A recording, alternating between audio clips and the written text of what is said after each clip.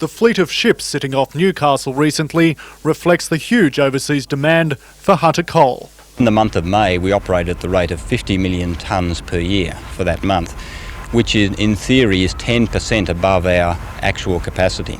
So we're certainly, for short periods, working up to and beyond our abilities. To keep pace with that demand, Port Waratah Coal Services is now looking at building a second loading berth at Kooragang, an investment worth hundreds of millions of dollars that would lift the port's capacity by 6 million tonnes annually.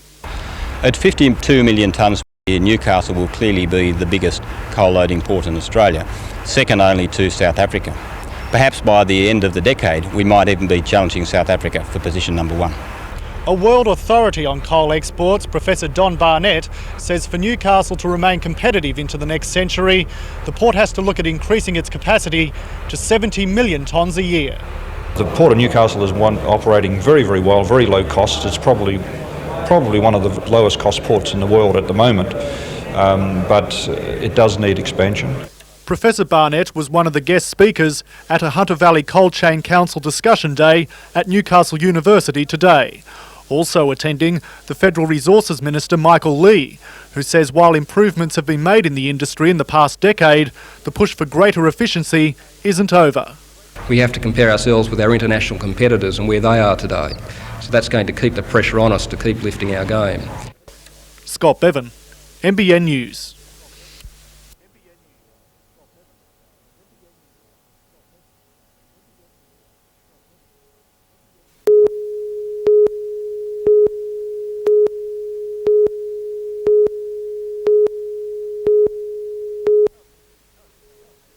Newcastle City coach Daryl Neighbour and his Chargers hurdle the lighting poles at their home ground every Tuesday and Thursday nights on their way to train on the adjacent hockey fields. The club started using No. 1 Sports Ground as its home oval this year. Early last year, the club had applied for a grant from the Department of Sport for lighting at the ground. $16,000 was approved and the club matched the amount for Newcastle Council to install lighting. Daryl Neighbour says council assured the club it would have the lights erected before the start of the football season. The club understood that the lights were going to be up before the start of the season. Right. Obviously it hasn't happened, as you've seen today. The stacks are still laying on the ground. However, council's electrical services supervisor Peter Dorman said council made no such promise. He said the 2 stacks lying on the ground would be erected this week and the lights connected within 4 weeks. But he said the total cost of lighting for the ground is $250,000 and it would be finished when further funds become available.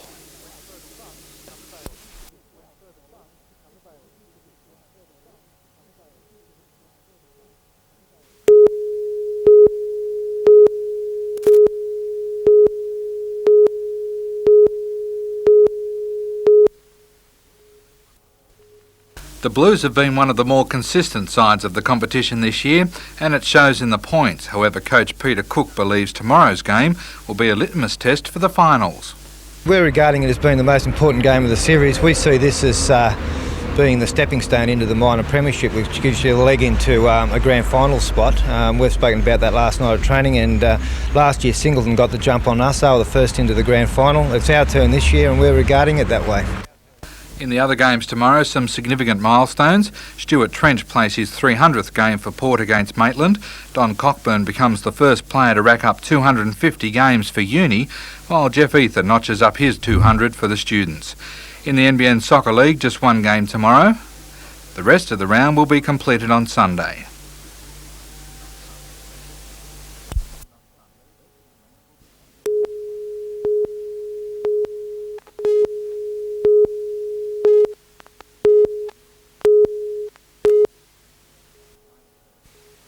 Early morning rain took the sting out of the ground and added an extra dimension of fun to the games. 205 teams played in the carnival for primary and high schools, organised by the Newcastle Knights Development Squad. And there was definitely a Winfield Cup influence, many of the boys displaying the style of their heroes. And when something did go wrong, referees took the time to explain to the players how they had broken the rules. Referees later reported that while there was plenty of aggression between the teams, nobody threw a tantrum.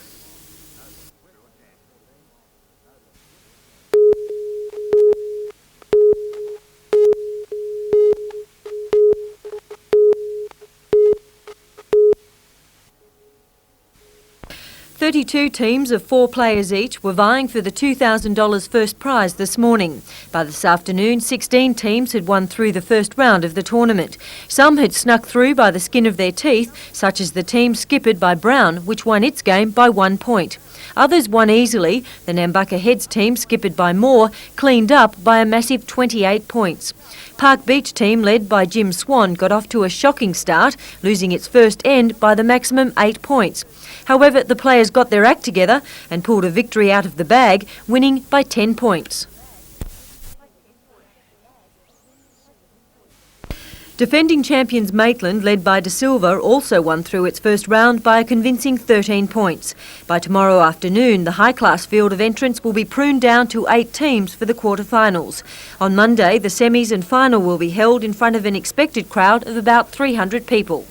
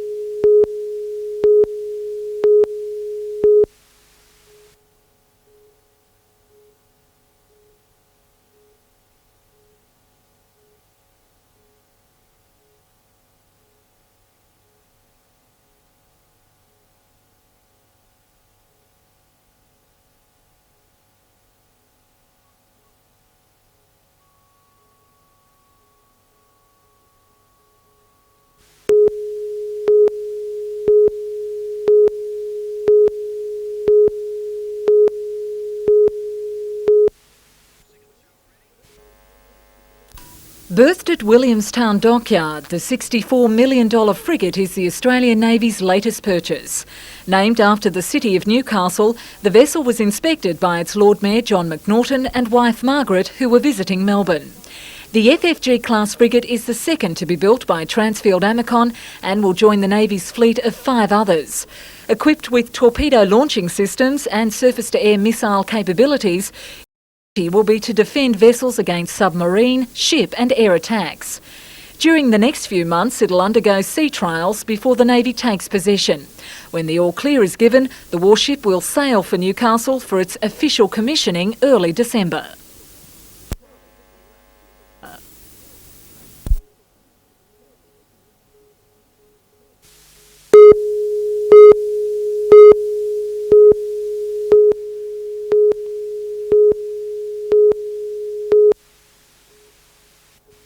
The championships bring together the most outstanding players of the 15 clubs from the district. One of the stalwarts of the event is Wayne Deere, who first won the A-grade singles as a junior and retained the title for close to 20 years. This year he again enters the titles as one of the favourites. However, he will have to be at his best to defeat defending champion Scott Ray and 1993 Easter Open title holder Rob Frawley. Up-and-coming tennis stars Jamie Madonna and Darren Milligan have also got a strong chance of taking out the title. In the women's A-grade singles, Christy Walsham has been tipped as the hot favourite. Australian veteran representative Frank Pitt was one of the standouts in the veterans categories of mixed doubles and men's doubles. Next weekend it gets down to the tough stuff when they meet up in the semi-finals and finals competitions.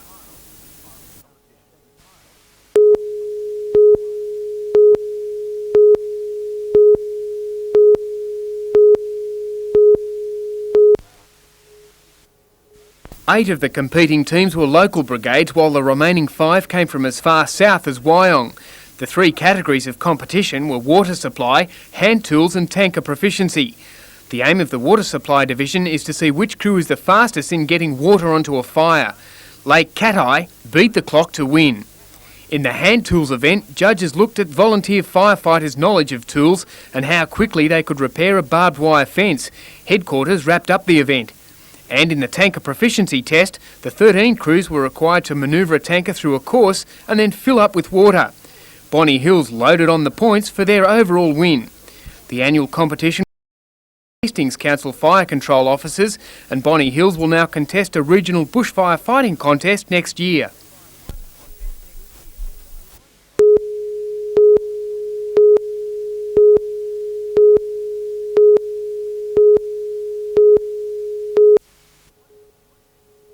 It's a wonder the 60 members of the Grafton Truck Drivers Social Club have time to drive trucks. It seems they're constantly raising money for worthwhile charities. Today, $6,500 was presented to Camp Quality and $1,000 given to Red Rock Surf Lifesaving Club.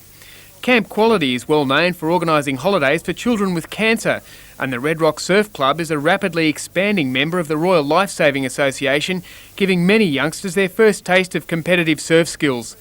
The cheque presentation was made in front of a crowd at the social club's meeting spot, Hotel 5. The money was raised at the annual Truck Drivers Ball through an auction and raffle. Grafton Truck Drivers Social Club was formed 12 years ago to raise money to help out the family of a truckie killed in an accident.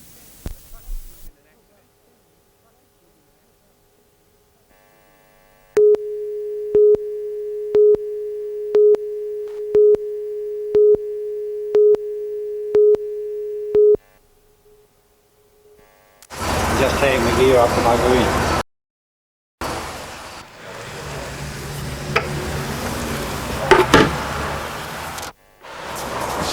Mates, thanks very much for your 44 years of service. You've just had your last run. On behalf of your Minister's commendation, and I've been told it's the first one ever given. It must make you feel a little good.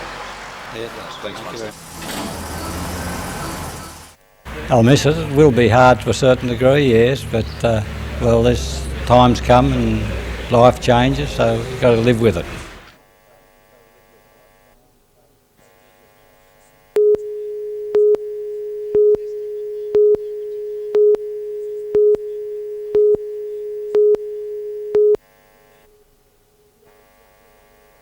The article was on the front page of today's The Newcastle Herald.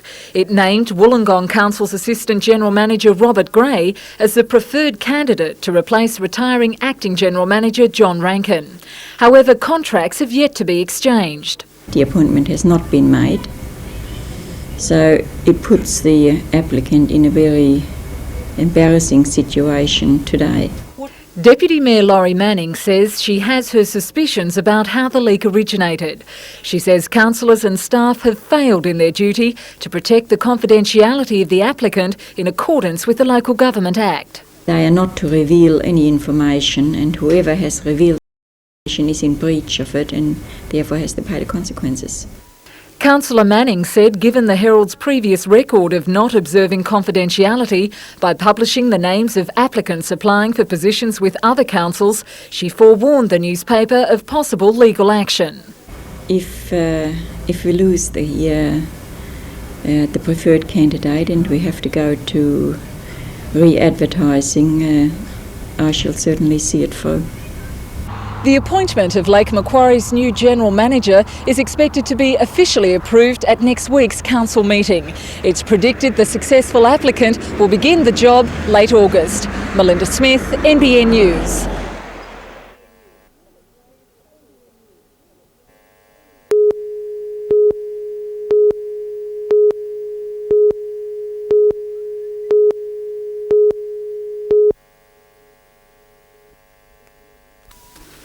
The future of the piggery at Parkville, north of Scone, has divided the agricultural community.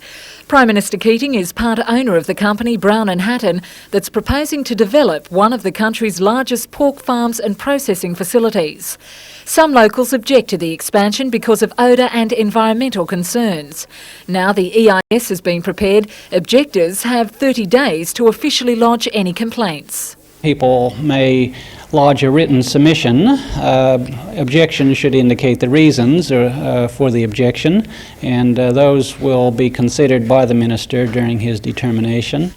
General Manager of Scone Shire Council, Ian Nunn, said Council will spend the next week looking over the EIS before announcing its position.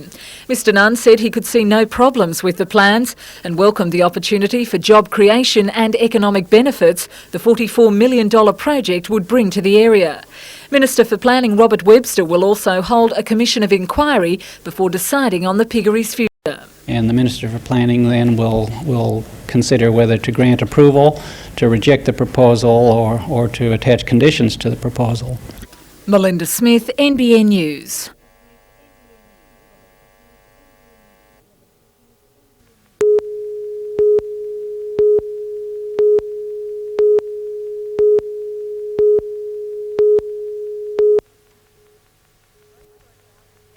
The blaze broke out in the office section of the Metro Quality Foods depot in Bailey Street. Within 30 minutes, firefighters had the blaze contained to the office and an air conditioning duct. A neighbouring warehouse suffered some smoke damage.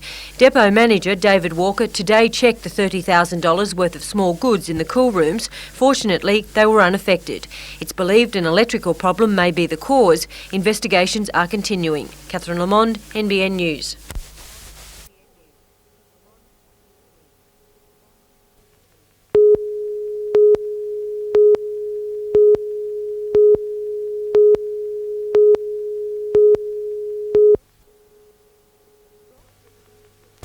Gosford High School has gained an enviable reputation for its sporting achievements.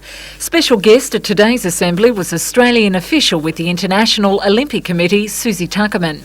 She presented a gift on behalf of the IOC's Japanese delegate, impressed by Gosford High's participation in the Twinning Schools program, part of the Olympic Bid 2000.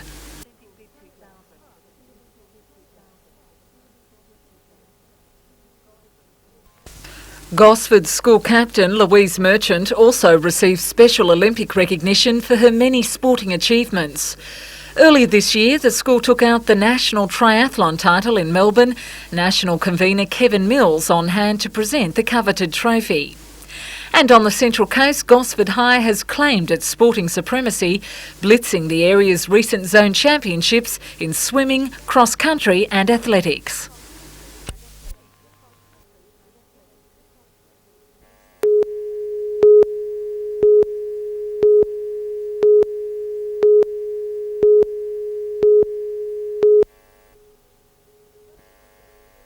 Discussion on day 3 of the New South Wales Farmers Association conference focused on wool. Australian Wool Corporation Chairman Mac Drysdale had an optimistic word for the embattled wool industry, predicting China as a bright market for Australian wool over the next 2 years. He believes wool consumption in China is on the rise and says its domestic stocks are declining. Mr Drysdale refuted criticism that our wool industry lacks future direction.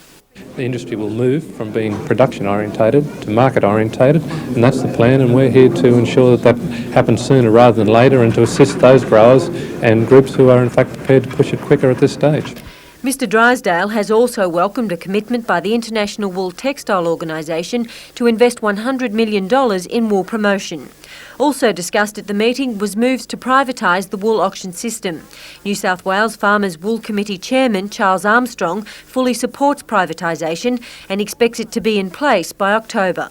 And we're really looking at setting up a commercial body that will take over and manage the marketing of Australian wool. So it will manage the auction system, it will put up or look at putting up alternative selling systems for both growers to use and obviously buyers to use.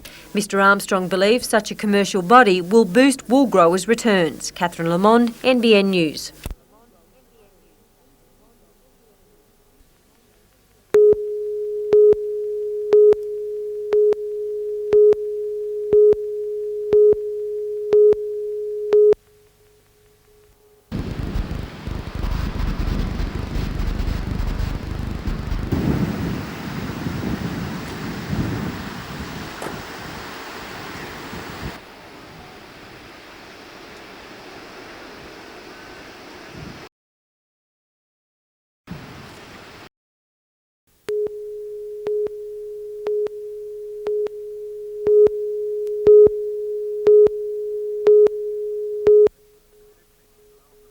At 15 years old, Rebecca O'Brien's title of Australian Girls Masters Champion is almost as impressive as her 5 feet and 11 inches of height.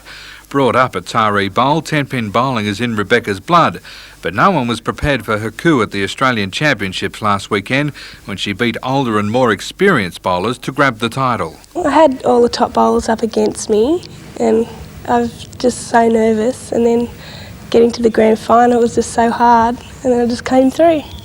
Rebecca was one of 7 girls from the North Coast chosen to compete as part of the President's Shield representative team in Perth. She keeps in practice by competing twice a week in local bowls tournaments as well as outside the district. Next year she will defend her title when the Aussie Champs are held in Gosford.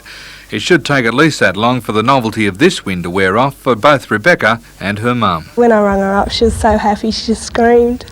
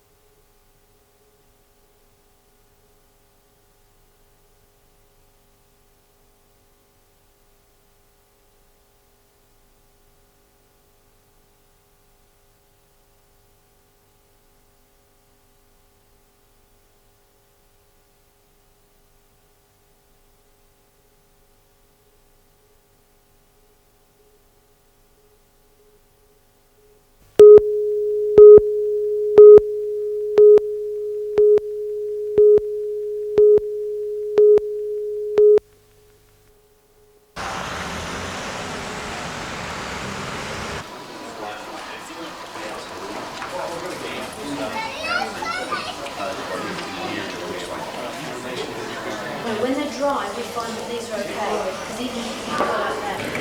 You all right?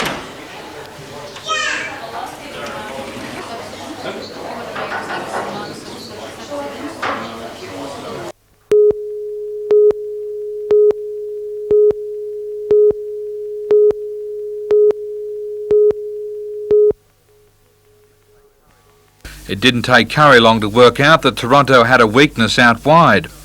Again, the pressure resulted in punches.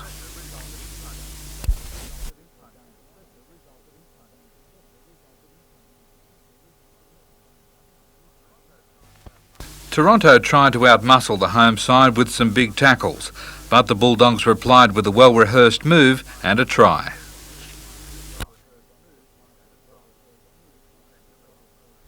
Glenn Miller continually paved the way with strong running and good field position, giving captain Steve Linnane the option to decide which side of the ground he wanted to score on. Toronto fought back in the second half, but it just wasn't enough. The Scorps only have one chance left to make the semis, and to do that they have to beat West next week.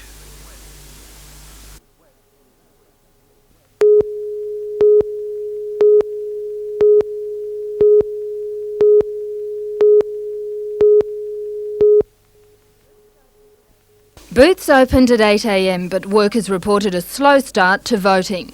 Residents of Lake Macquarie went to the polls to elect a Ward 2 councillor and a new mayor. The position became available following the controversial departure of Mayor Doug Carley.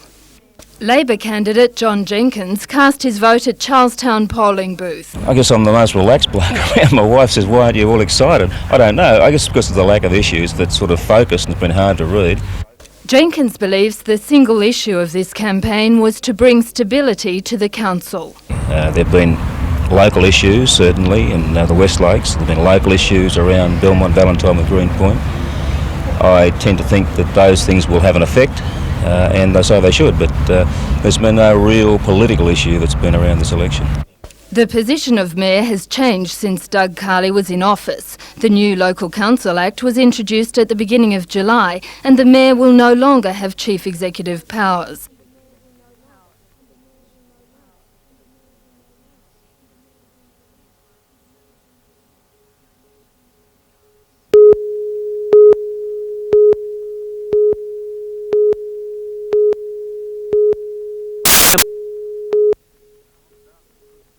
The Falcons couldn't put a foot wrong in the first quarter, the umpire even going Grant Kruger's way on a charge foul. Everett Stevens was playing on adrenaline, giving the impression Slam Dunk is his middle name. With 1 second to go before half-time, he pulled off the shot of the night from just inside halfway. After the break, he picked up where he'd left off. Shortly after, Kruger injured his shoulder in a scuffle for the ball and didn't end up playing any further part in the game. Andre Moore made sure the Falcons didn't even think of making a comeback. The Newcastle loss now puts extra pressure on themselves in the lead-up to the playoffs.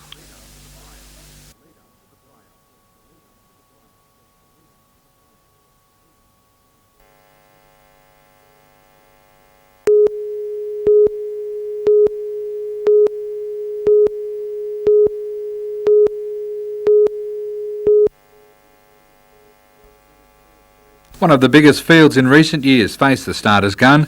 Less than a kilometre into the race and the lead pack broke away. Newcastle newcomer Ian Leach opened up a gap through King Edward Park and never looked headed.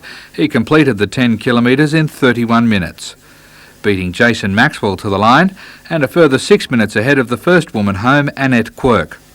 While many of the leaders were finishing, plenty of the backmarkers were still making their way up through the park. At Charlestown, the final round of the State Netball League today. It may have been towards the end of the competition, but every game was just as intense as when it first started. The final points table shows a big difference between first and last. The top 4 will go through to the finals to be played in August at Lakeside.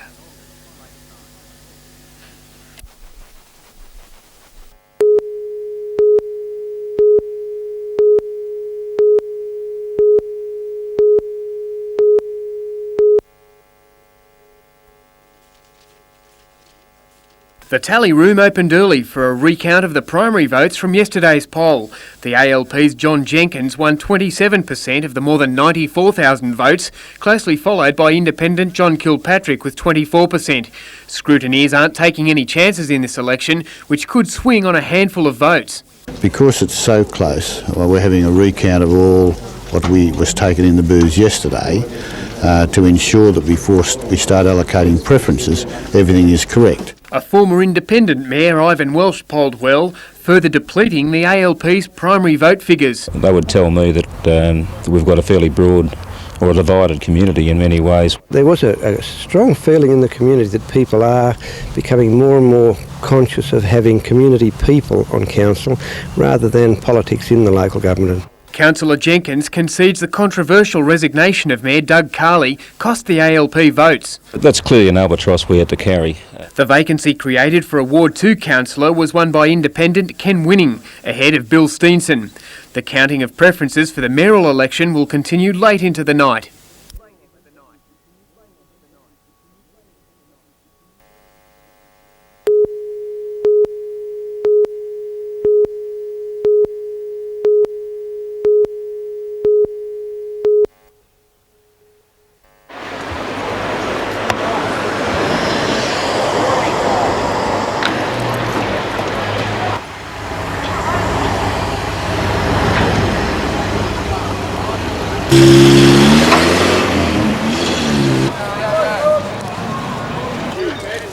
Can't you listen to reason? I'm trying to reason with you.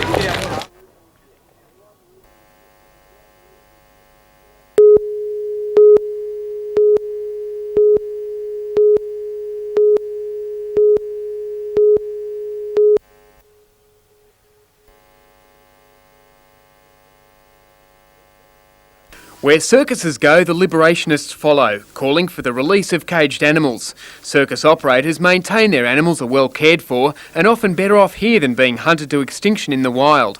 Protesters were outnumbered, 3 to the almost 1,500 who packed the big top. The circus is in town for the next 2 weeks before moving on up the valley.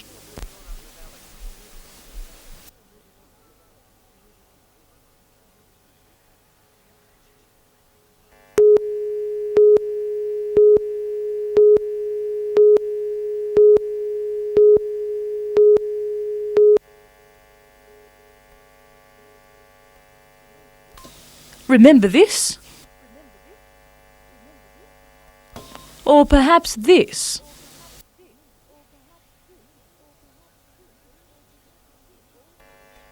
All the work of Helmut Fischer, special effects whiz. Monsters, creatures, you name it, I did it. No? I've been on many commercials on that, promotions, what I do. Every job comes up with a different problem, and if you know a lot of materials, you say I can use that or do it of steel, do it of glass or plastic. You always got not only one idea, I got 20 ideas.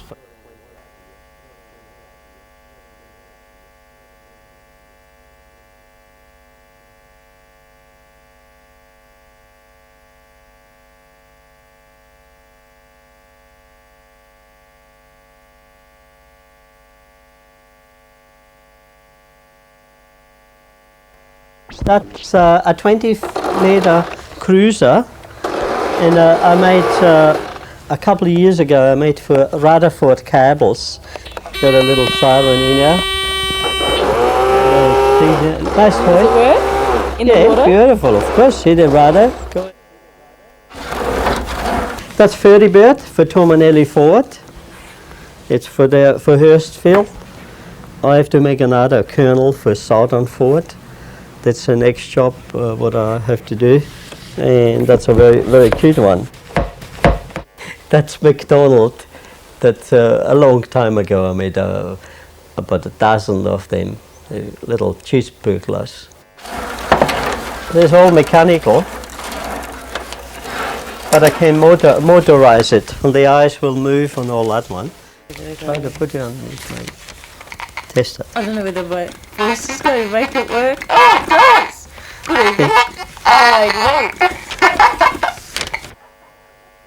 That one was the original of Big Dog. I'm the daddy of Big Dog. That's the original design, and we lost the tail because the kids got something to pull on. 10 years after that creation, Helmut is still a slave to trial and error.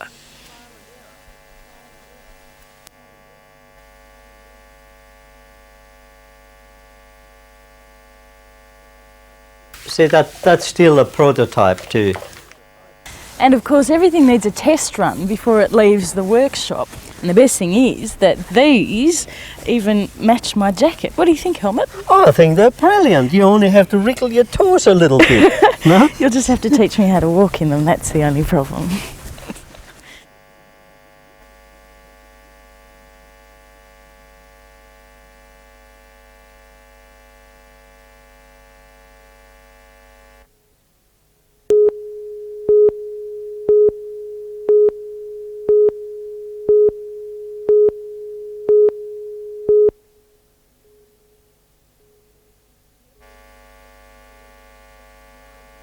The idea was to dob in an animal abuser.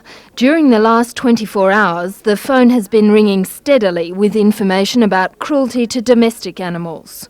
People advising us of dogs that rarely or perhaps never exercise, never let off a tether situation.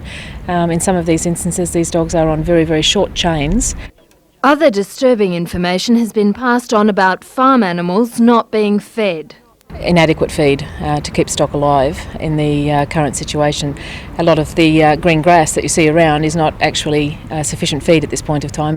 The phone-in was the idea of the Newcastle branch of the RSPCA. It's hoped the operation will be adopted statewide. Meanwhile, a freak accident in Newcastle this afternoon involving a horse. The animal wandered onto busy Newcastle Road at Wallsend. It was hit by a panel van and killed. Jane Anderson, NBN News.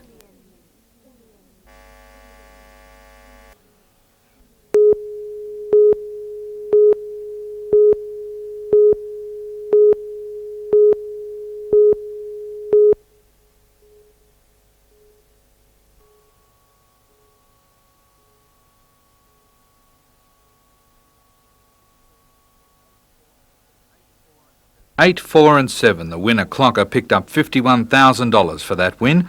The Quinella 30-40, the trifecta $183.90. At Moonee Valley, feature race was the Ray Trinder Handicap.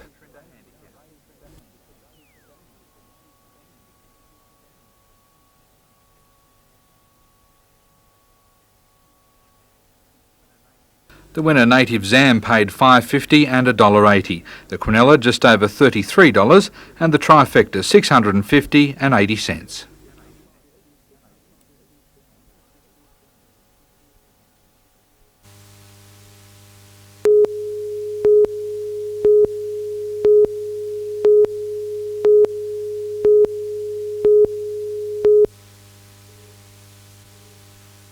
Canberra opened their account impressively. Paul Kuiper responded in kind with 2 dunks in a row. Grant Kruger still can't do a thing right as far as the ref's concerned. This time he didn't lay a hand on his opponent, but was fouled for pushing. With Canberra rapidly drawing away, Peter Harvey showed the Falcons weren't going to lie down. Michael Johnson took the hint, got them to within a point, and then into the lead. But a series of fouls provided Canberra with enough free throws to get them out of jail and finish with a 3-point buffer.